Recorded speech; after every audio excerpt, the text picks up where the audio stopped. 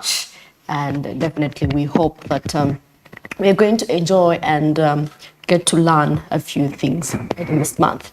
Well, last week actually, there was an ongoing Uganda-EU business forum. This was the third of its kind here in Uganda, and of course, the last we have taken place in 2022, and of course skipped 2023, but of course for various reasons.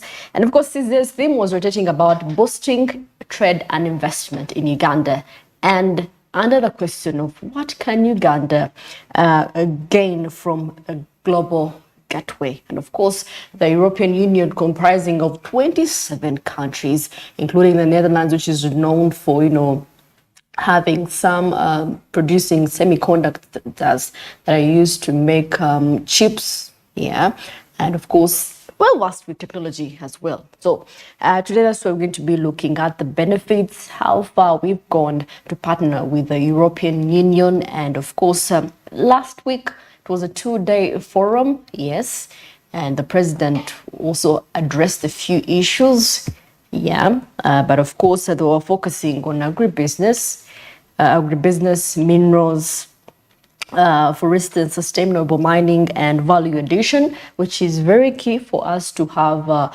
more of exports. Because actually, if you realize they were giving the performance of Uganda when it comes to exports and imports, and due to the partnership that is between the European Union and Uganda, and guess what? There is a balance actually, because we actually do import in European countries than we export. And we've seen that with us exporting more than $800 million worth items here. And of course, that is approximately 3.1 trillion Ugandan shillings. Yes, that is what so far we exported to the European countries. And of course, when it came to import, we imported lesser than we exported.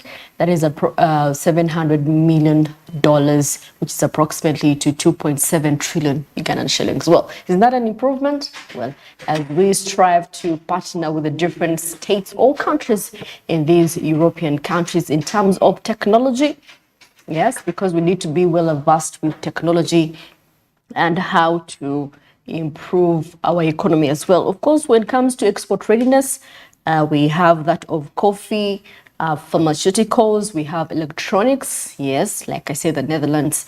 Then we have minerals, tourism, and edible oil. So those are one of the target products that we expect to export to these European countries.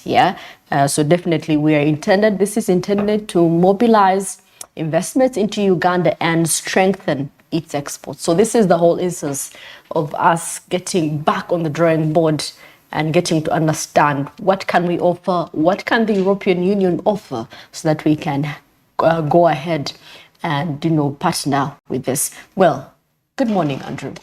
Good morning. Yes.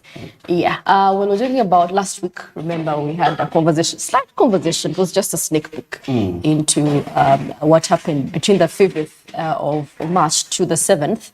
There was the Uganda European Business Forum, the third edition. Yeah. And, we're talking about investment and trade and how we've progressed in terms of trade. We at least balanced compared to other trade within other continents. Yeah, I think this is a vital time when this really came into play. Because if you remember, just last year, we were put off the AGOA, trading with the United States of America. Yeah, true. And now, of course, this is kind of opening us up to fresher markets. Of course, it's been in line before we were even put off. But I think it's a time to make us realize the more need to exploit the European market further, more than we can do. Like, we just need to give it the entire efforts, the entire investments, the entire resources. Because if you compare, before this summit started to exist, our trade between Europe was estimated at around 400.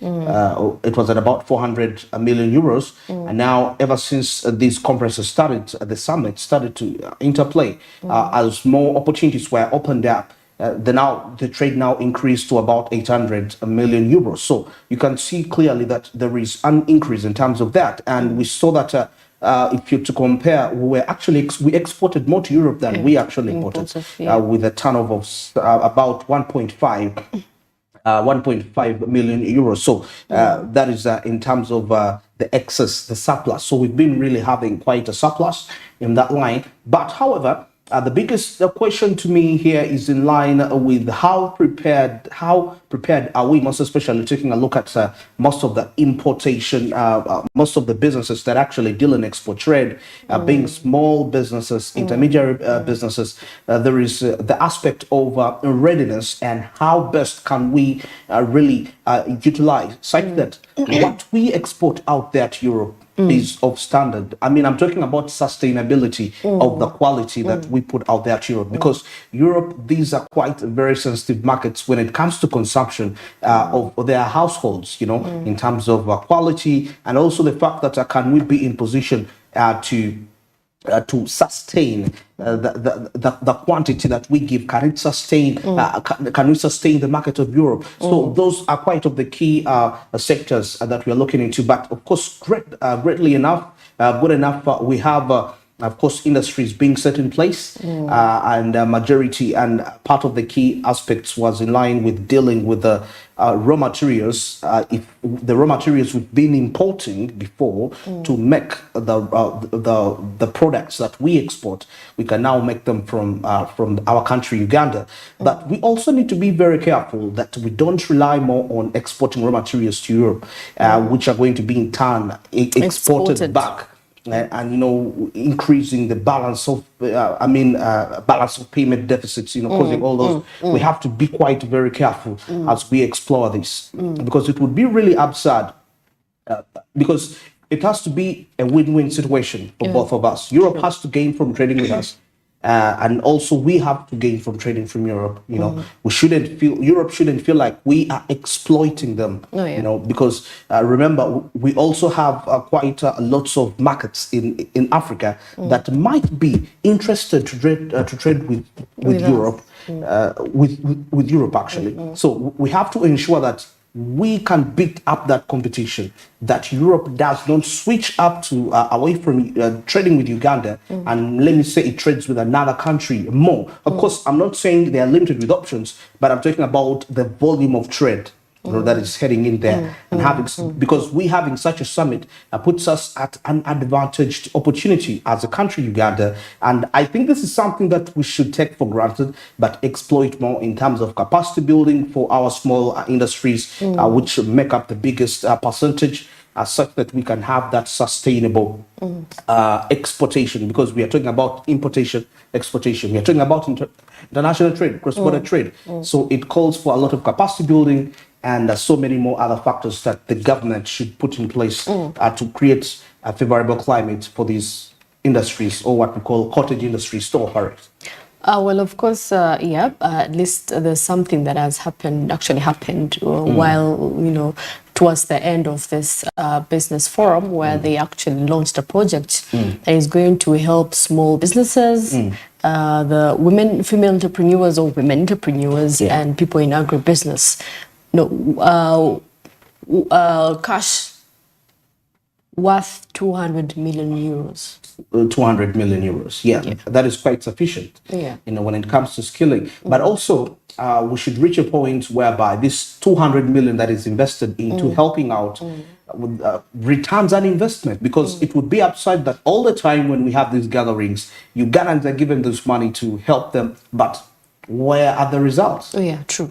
You know, so that is something that accountability for this money is quite key. We need to see what kind of, who is liable to receive this money. How do I receive this money? You know, that is key. Accountability should be such a big issue. I remember some time back still, the Private Sector Foundation Uganda, actually the European Union, the European Investment Bank.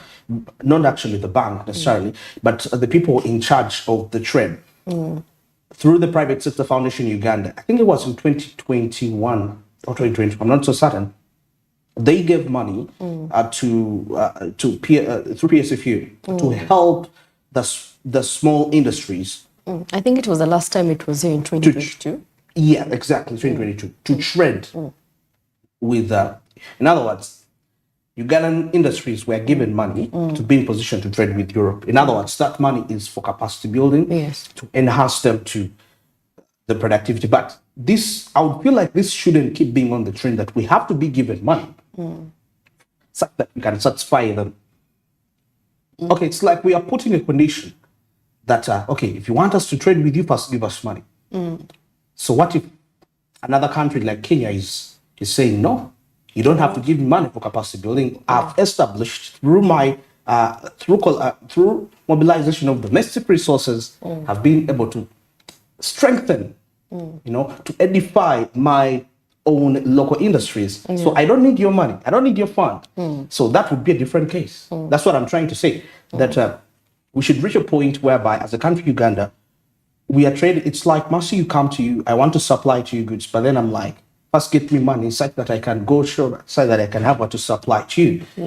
So it shouldn't be that case for we Ugandans. And we are quite typical of that.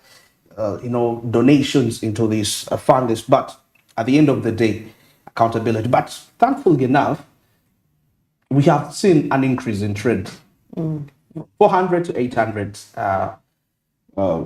million euros. But I hope it's not just the figures that we read, but it should be actually felt. The impact should be felt from a day-to-day person.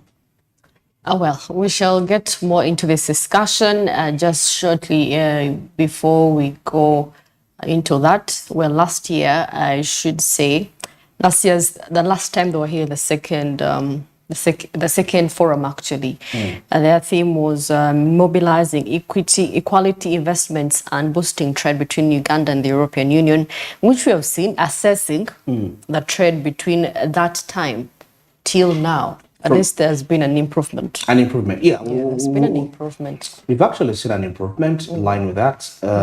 So I'll say that we're being helped out with capacity building. It's paying out, really. But my argument was, let's be able to sustain. Let's be able to make this money we get from that, through exportation, to strengthen the domestic industrialists. Well, of course, we shall see what is happening into the press.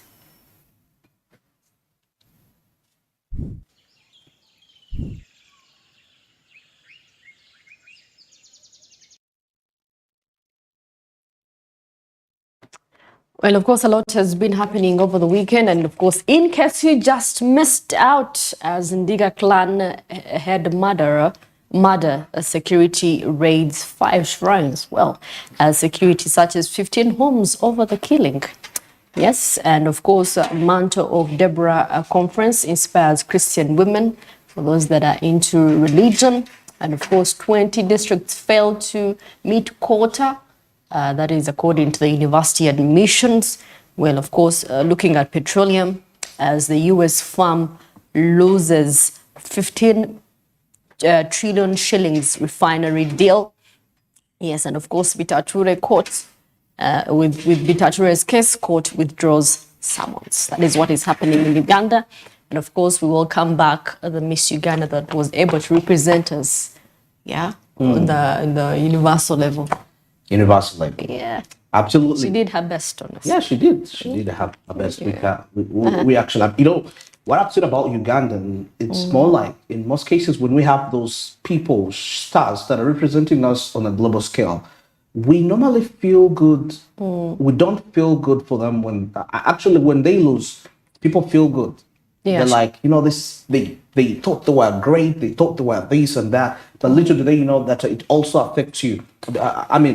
That their victory has an impact on your staying, or in any country you might live and be into. There is a way, if we have Ugandans having all these, for example, winning all these different sorts of competitions out there, that means as a Ugandan, everywhere I am, I will be also considered in a way, because if I say I'm from Uganda, somebody can be able to relate, oh, you're the ones, this is the country where you represented worldwide and you took this. But we don't see that. We judge them and we are happy if they don't make it out there. All right. Now, Daily Monitor here, government officials allocated the billions for donations.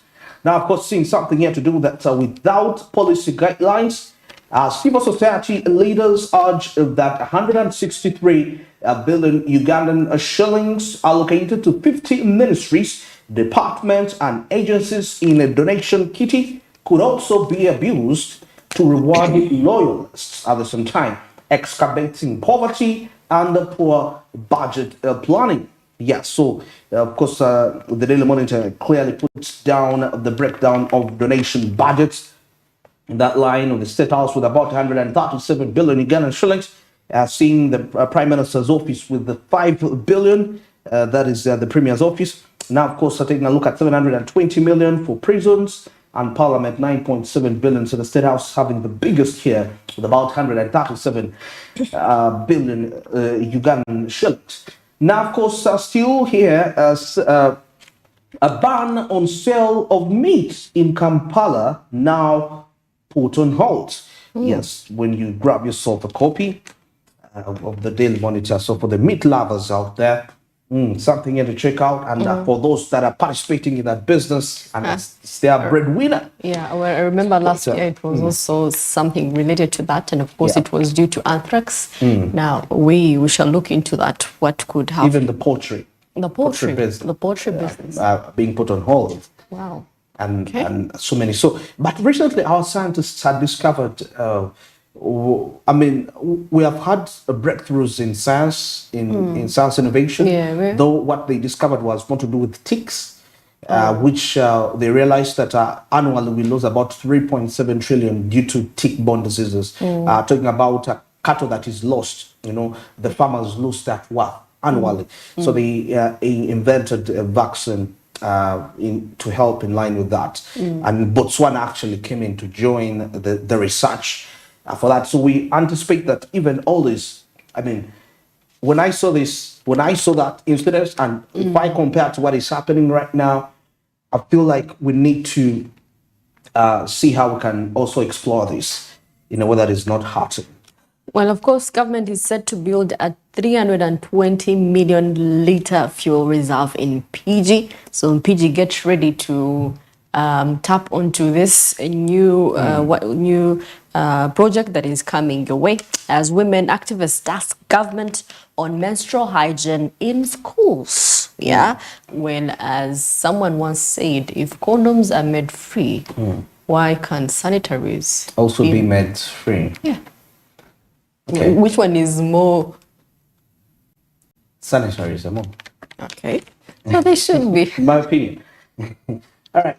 Now, of course, take a look at the East African here briefly. A new hurdle in a Raila AUC bid. And of course, taking a look here at the draft rules that propose only women contestants, if passed, could block the Kenyan statesman from coveted continental job. Now, of course, away from that, the Juba oil shrinks, economy tanks. Now, of course, President Salva Kiir wants production ramped up as the date piles up and the cash crunch bites. This is amid security and political uncertainty. And of course, here they tell you something why Mathuki has to go. Now, President Ruto nominated for the East Africa Community Secretary General to an ambassadorial post in Moscow at a time.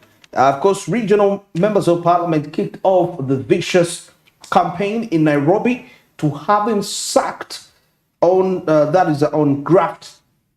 being sacked on graft allegations. So when you grab yourself a copy of the East Africa, you'll definitely get to find that out. But of course, as we continue to see how the oil projects keeps on providing opportunities between China and Uganda, well, the ongoing exploration works at Kingfisher oil field in Kikuwe district are providing opportunities for collaboration between China and Uganda. The Chinese ambassador who said that these Chinese companies that have invested in oil exploration have reported that that work was going on smoothly as planned, and of course the different partnership with Senegal. Yeah, so that is what is happening. At least Ugandans are tapping onto these projects, Yes. looking at employment, looking at the small businesses that is created around. Yeah. Absolutely, absolutely right. And of course, seeing Uchumi here, they're saying it is silent on the business revival plan. Of course, it was a big thing way back in our country, Uganda, Yeah. and now they will put off. But now they are back in the tabloids here, Really? and they are silent on business revival plan. According to that, so I mean, somebody is trying to search them out. What are you up to? All right. So of course, we're coming to the end of our press review. Of course, we switch, taking closer to briefly see what is happening. This is Ginger Road, I guess. Yeah. So you can see just from a long weekend, and people just reporting back to their different destinations. I'm seeing quite a huge one. So if I'm seeing quite a number of border borders, it depicts how huge the congestion is.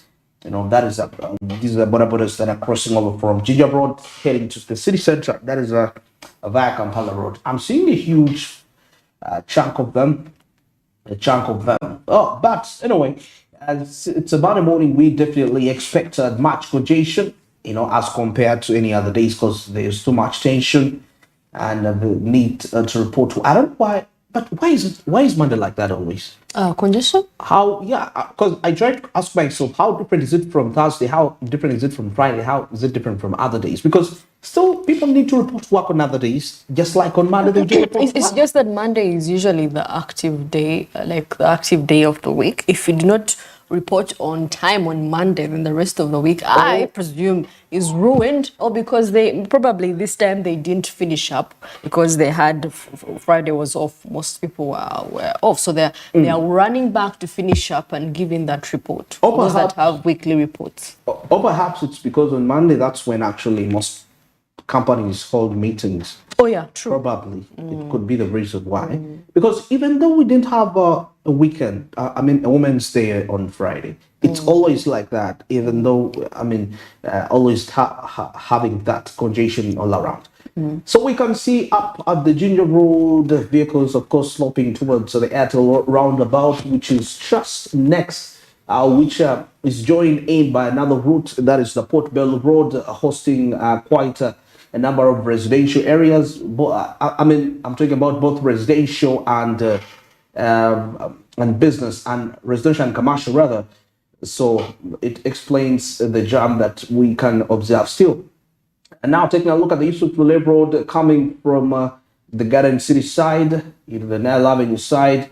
That is it's for those that are using the route and they're heading towards Nakawa and Tinda, any of the areas along Ginger Road, it is okay, it is safer with you. You'll be able to reach in time as compared to those that are actually proceeding to other destinations. Now back to observe the vehicles coming in from Kampala Road heading to Ginger Road. Well, I normally don't advise people to actually get there. You can pass through the Nile Avenue route to Garden City and proceed efficiently, because there you can actually spend about 7 minutes as you're held in jam, because other vehicles have to be set free from other routes. So avoiding that delay, if you're heading to Ginger Road, it's better you use the Nile Avenue route and branch out from Garden City. Yes, traffic officers are absolutely in control of the traffic, and I'm seeing it's quite sunny. Yeah. Sun is out, and it's a smooth flow. But that is the situation like at the Ginger Road, the traffic lights. It's quite congested in a way, most especially those that are coming in from Kampala Road and heading to Ginger Road side, and those coming in from Ginger Road heading to Kampala Road. Other routes are fairly congested in that line. Well, let's take a break, and of course we're returning with international updates and Caribbean South Africa. Stick around.